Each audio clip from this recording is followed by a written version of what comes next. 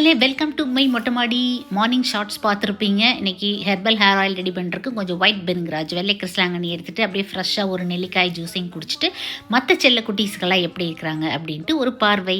ஊதா ஊதா ஊதா பூ அப்படிங்கிற மாதிரி ஒரே ஊதா மயம் கேசவர்தினியோட பூக்களோடு சேர்த்து இந்த பிங்க் ஜாஸ்மின் வாசமெல்லாம் ஒன்றும் இருக்காதுங்க. காக்கரண்டா பூ மாதிரி தான், ஆனால் அந்த கலர் வந்து நல்லா வைப்ரண்ட்டாக இருக்கும். மல்லிகைப்பூ முல்லைப்பூ கூட வச்சு கட்டுனோம்னா சூப்பராக இருக்கும். எல்லாரையும் ஒரு பார்வை.